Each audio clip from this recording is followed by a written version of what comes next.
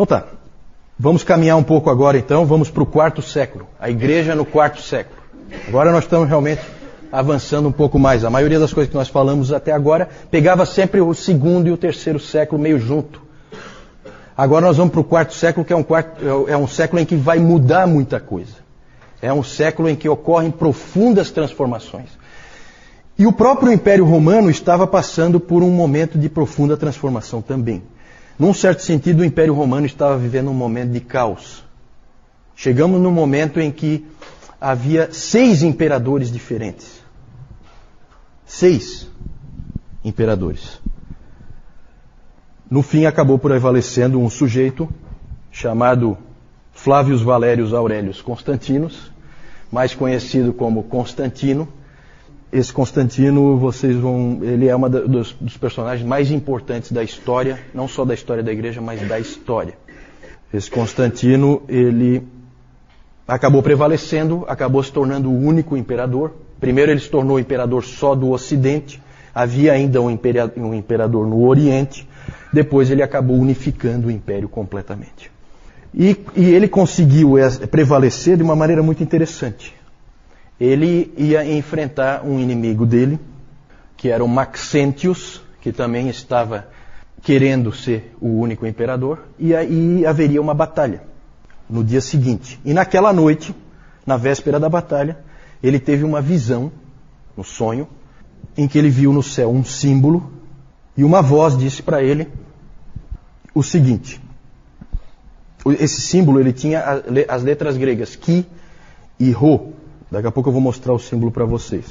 E aí ele ouviu uma voz que disse assim: com este sinal vencerás. O que ele fez no dia seguinte, no dia da batalha? Ele acordou, botou a turma dele para trabalhar e colocou aquele símbolo em todos os escudos, em todas as bandeiras do exército dele.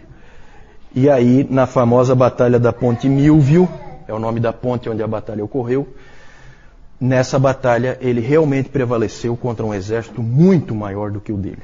E aí ele atribuiu essa vitória à visão que ele teve.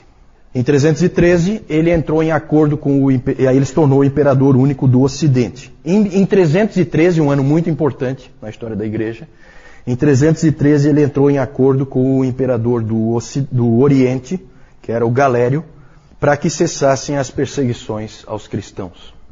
Depois nós vamos ver aquele símbolo ali, esse símbolo é chamado de Labarum. E esse símbolo das letras Ki e Rho são as 2 primeiras letras de Cristo. Então ele atribuiu aquela vitória a Cristo. E aí por isso então ele começou a favorecer os cristãos. E aí ele entrou em acordo com o Galério para que cessassem as perseguições aos cristãos, e em 313 então foi publicado o Edito de Milão, o famoso Edito de Milão, que é o que define o fim das perseguições. Na verdade, no Oriente ainda continuou havendo perseguição, tá? O Galério assinou, mas não, acho que ele não estava tão a fim de cumprir assim, e acabou continuando a perseguição. Inclusive os mártires de Sebaste, se não me engano, foi no ano 320 que eles morreram. Por isso que as perseguições ali a gente coloca do ano 60 até o ano 320. O Edito de Milão não estancou de vez ali as perseguições. Mas já estava, né, a coisa estava indo. No Ocidente passou a haver total liberdade para exercer a fé cristã. A coisa mudou assim. Vocês imaginam como é isso? Um monte de gente morreu anteontem. E agora, de repente, todo mundo pode livremente se dizer cristão. É uma transformação brutal. Uma coisa assim que muda tudo. No ano 324, Constantino acabou tomando o controle do império inteiro. E aí ele levou a capital do império para uma outra cidade. Deixou de ser Roma, a capital do Império Romano. Para onde que ele levou? Quem sabe? Para Constantinopla. Como é que chamava a cidade? Porque Constantinopla foi ele que deu, né? Claro, humildemente, né? O nome da cidade não era esse. Como é que chamava a cidade? Bizâncio, isso mesmo, Francisco. Ele levou para a cidade de Bizâncio, e lá então ele reconstruiu a cidade, claro, para ficar à altura do imperador, construiu um monte de monumentos, aquela coisa toda, e chamou a cidade de Constantinopla. Quem já viu Constantinopla num mapa, hoje é Istambul, né? você vai ver que ela é extremamente estratégica, porque ela fica no ponto de encontro da Ásia com a Europa. E o grande inimigo dos romanos naquele tempo eram os persas que vinham do Oriente. Então ele estrategicamente levou, como ali havia muito problema, ele levou a sede do império mais para o Oriente. E isso aí vai ter consequências para a igreja, tá? Tudo tem consequências. Já vamos ver isso aí. Até a mudança de Roma para Constantinopla vai afetar a igreja profundamente. A pergunta é a seguinte: Constantino era um cristão? Isso aí é difícil de dizer. Ele, ao longo da vida dele, ele sempre viveu uma vida que se poderia dizer subcristã, né? A vida dele não correspondia à fé que tinha. Evidentemente que ele não era disciplinado como o povo comum, porque ele era o imperador e todo mundo era grato a ele. E aí nós vamos ter figuras como esse Eusébio de Cesareia, que... Bom, depois eu falo do Eusébio. Mas ele sempre foi confuso no seu entendimento da fé. Ele dizia que Jesus Cristo tinha salvo ele dos seus pecados, mas ele sempre interferia na igreja. Quando ele dava um palpite, normalmente era errado. Então o entendimento dele era precário. Ele originalmente era um adorador do Deus Sol, como geralmente as tropas romanas eram. Então é difícil dizer. Ele, na verdade, nunca se batizou. Ele foi batizado só no ano da sua morte. Então deixaram para a última hora. Talvez também por causa daquele pensamento, sabendo que ele não vai cumprir nada mesmo. Então vamos deixar para lavar os pecados dele na última hora, quando ele não puder mais cometer. Eu acho que isso aí a igreja já tratou de fazer assim, porque viram que ele tratava os seus inimigos com extrema crueldade, não foi diferente dos outros, né? Só que agora os cristãos não são mais os inimigos. Então os cristãos escaparam, né? Uma coisa a gente pode dizer com certeza: se ele era cristão ou não, a gente não sabe direito. Mas uma coisa é clara: Constantino não somente tolerou a fé cristã, mas ele fez de tudo para fortalecê-la. Constantino auxiliou de todas as maneiras que ele podia a fé cristã. Algumas coisas que ele fez: ele livrou todos os oficiais das igrejas, os presbíteros, de qualquer tipo de trabalho. Eles passaram então a se dedicar somente à igreja.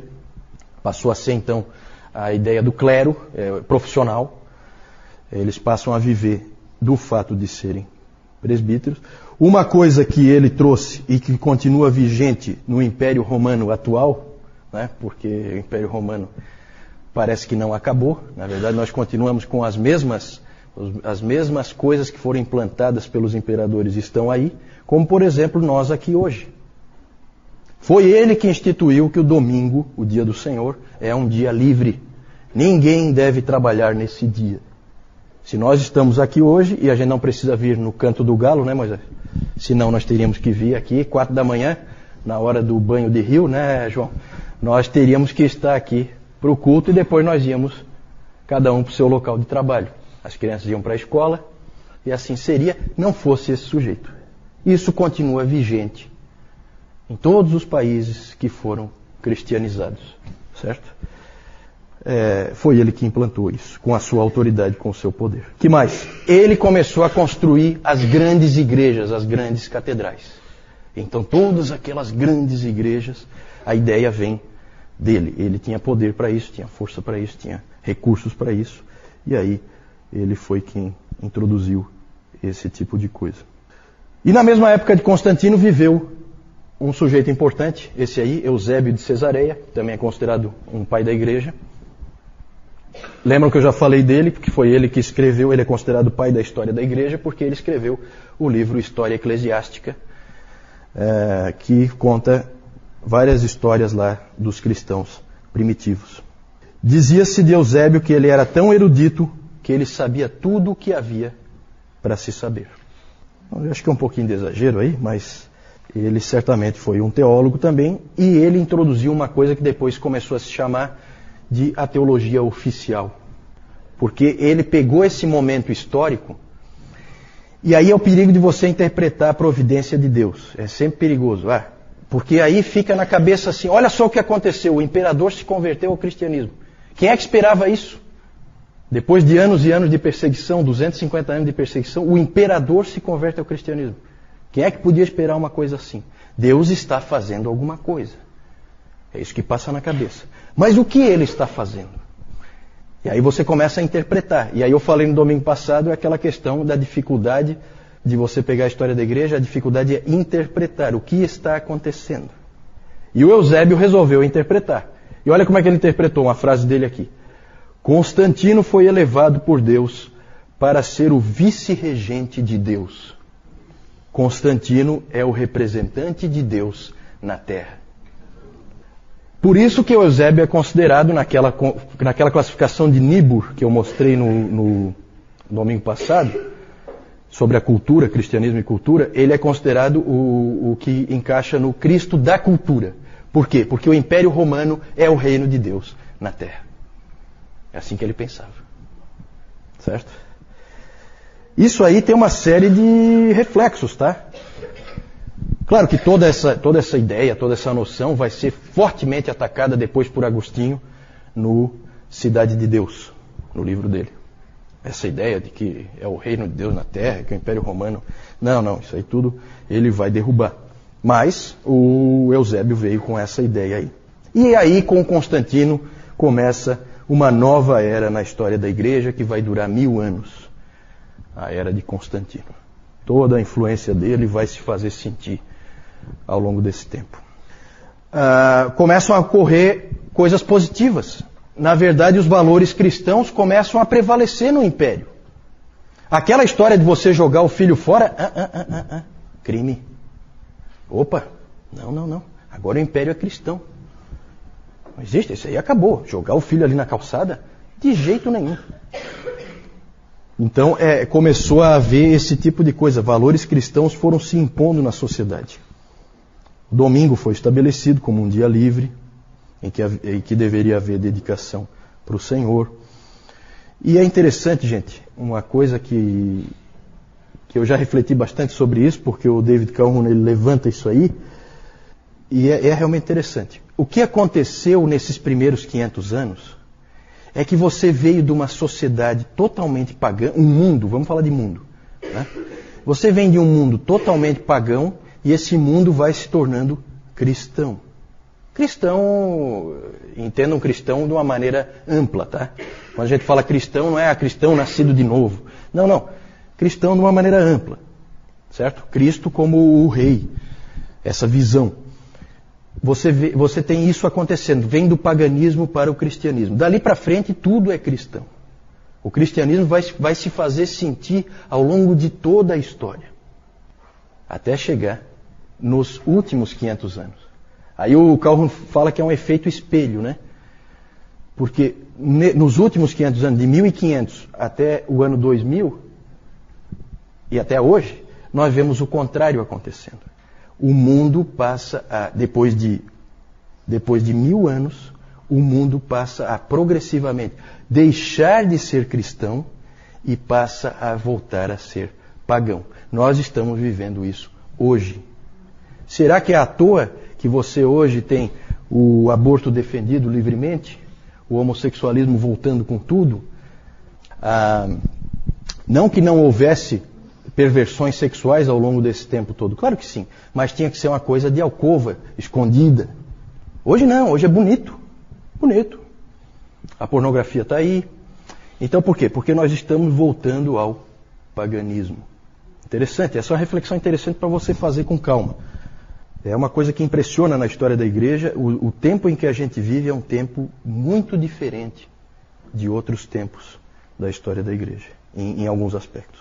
Muitas consequências negativas também da conversão, entre aspas, de Constantino. O Peter Brown, ele usa uma expressão em que ele fala da conversão do cristianismo. Que não é o império que se converte ao cristianismo, é o cristianismo que se converte ao império. Certo? Então o cristianismo perdeu alguma coisa aí. E um historiador disse, aí para a gente entender um pouco mais, né? Porque que a gente vai começando a ver agora o quê? A gente vai começando a ver a igreja cada vez mais buscando o quê? Riquezas, luxo, glória, poder. Foi sempre assim? Começou assim? Aquele grupo de pescadores que seguiam um carpinteiro? Não. Agora é o império.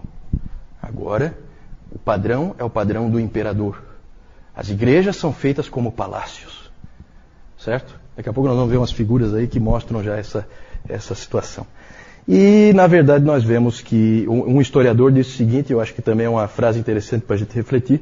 Ele fala assim: a Igreja Católica Romana é o fantasma do Império Romano. O Império Romano acabou, mas no catolicismo romano você tem todos aqueles elementos ali sobrevivendo, né, numa coisa assim meio fantasma mesmo. Né? Mas tudo ali vai se construindo. Outras consequências, por exemplo, aí eu não sei, alguns vão dizer que foi ótima, isso que eu vou falar agora, que foi uma coisa ótima, e outros vão dizer que foi péssima. O quê? Conversões em massa. Por que será? Gente, agora ser cristão é fácil e é extremamente vantajoso. Exatamente. Agora é maravilhoso ser cristão. Então você tem centenas de milhares de conversões ao cristianismo, como nunca se viu. Impressionante. O que é um imperador, né? O imperador é um grande evangelista de massas. Né? Gente, essa coisa assim de evangelismo em massa tem que tomar cuidado, porque há conversões e conversões, né? Tem que tomar um pouquinho de cuidado. E é claro que depois de Constantino surge uma coisa que antes não existia. Existiam heresias, existiam gente que entendia as coisas erradas, mas não existia uma coisa chamada nominalismo. O que é nominalismo? Cristão nominal, cristão só de nome, que não tem compromisso nenhum com Cristo, não tem compromisso nenhum com a fé cristã. Mas vai à igreja todo domingo, certo? E vai sempre prestar aquela reverência verbal a um Deus que na verdade ele não adora, ele não está nem aí, porque para ele é interessante. E aí a gente vê de novo o fantasma do Império Romano, né? No que a gente vê normalmente no catolicismo romano. Pode seguir aí. Eu não vou gastar tempo aqui, mas eu acho que a gente não pode deixar de falar, para a gente não passar a ideia de que a igreja só existia no Império Romano. Tá? A igreja fora do Império, no quarto século, o que nós temos ali? Na Ásia, o centro da igreja, a igreja mais forte na Ásia, está na Pérsia. Existia uma igreja forte, fora do Império Romano, lá na Pérsia. Essa igreja passou a ser perseguida violentamente aí no quarto século. É interessante porque no que cessou a perseguição no Império Romano, começou na Pérsia. Talvez até pela própria cristianização do Império Romano, os persas que eram inimigos dos romanos podem ter feito essa associação de que cristãos são romanos e, portanto, são nossos inimigos. E aí houve uma das maiores, talvez a maior perseguição que já ocorreu em massa, né, perseguição em massa da história da igreja. Existem estimativas de que 190 mil cristãos persas tenham sido mortos nessa grande perseguição no quarto século na Pérsia. Isso é bem mais do que todos os mortos nos 250 anos de perseguição no Império Romano. E o interessante é que esses cristãos ali da Pérsia normalmente foram bem mais fiéis do que os cristãos lá do Império Romano. Eles apostataram muito menos, foram muito mais fiéis, na média. Claro que a gente conhece poucas histórias, porque nós temos registros principalmente do Império Romano. De novo, aquela seletividade, a gente só consegue contar o que a gente tem, e o que a gente não tem é um problema. Na África também, fora do Império Romano, alguns lugares na África eram Império Romano, como nós já vimos. O norte da África todo, Tertuliano era africano, Agostinho era africano, o Cipriano era africano, você tem um monte de gente ali. Então todo o norte da África ali é Império Romano. O Egito é Império Romano.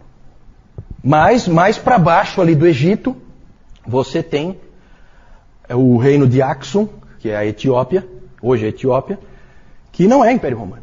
E você tem mais para baixo ainda, mais a sul, você tem a Núbia, que hoje é o Sudão, aquela região ali onde é o Sudão. esses países aí foram cristianizados. São histórias interessantes, a gente não tem tempo para ficar vendo, né? Mas é muito bacana. A Etiópia, a igreja etíope, devia a sua origem ao que eles chamavam de os 9 santos. Os 9 santos são 9 missionários que vieram da Síria. Então é bacana essa coisa mundial, né?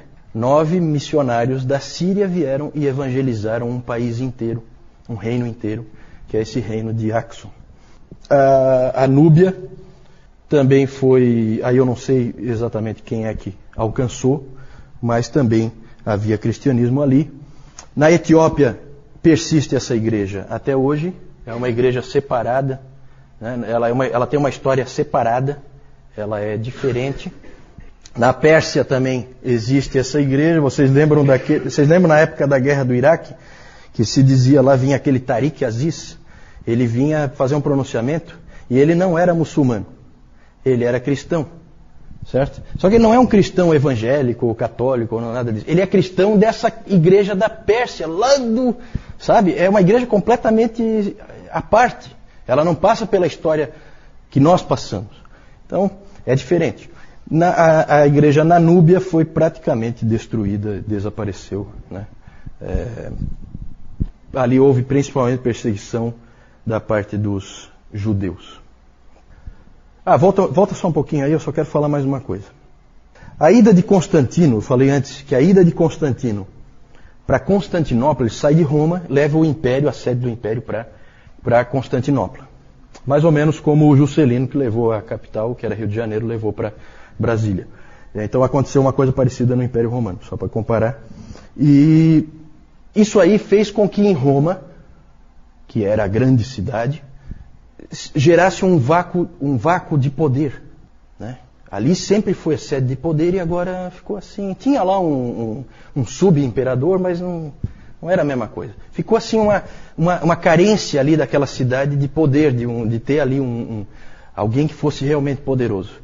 Adivinha quem que ocupa esse vácuo? O que vocês acham? Quem? O Papa, né? O Papa. Que aí o bispo ali, bispo é pouco, né? Bispo tem em toda a cidade. Isso é coisa pequena. Isso é coisa para qualquer um, né?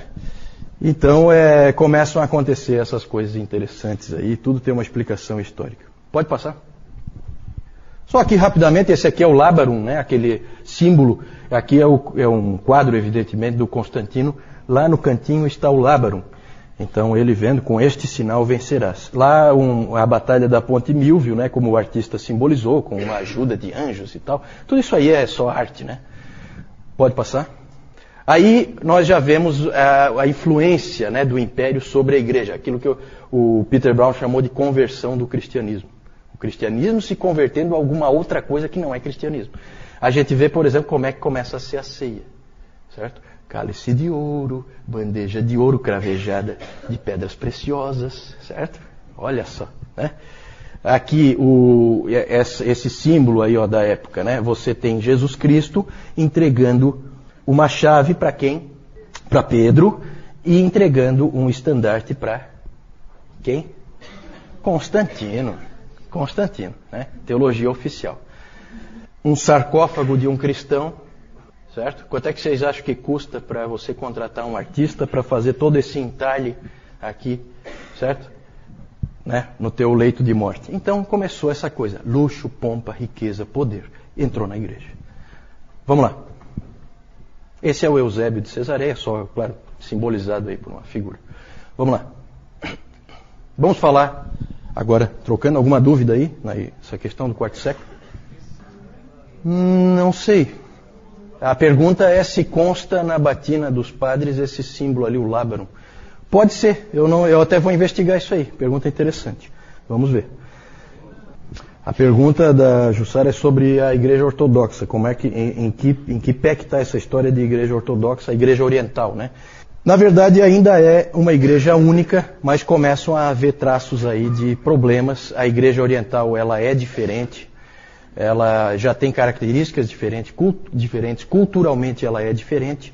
Mas aqui, o próprio fato do imperador ir para Constantinopla, ou seja, ele ir para o Oriente, certo? Ainda mantém uma boa unidade, certo? Ainda não é o momento em que elas vão se separar. Na verdade, há um prestígio ao patriarca de Constantinopla pelo fato do imperador agora estar ali, na cidade dele, e não mais em Roma. Certo? Ele veio para o Oriente, né? Então, aí nós vamos falar bastante, tá, da Igreja Ortodoxa, né, um pouquinho mais para frente, tá?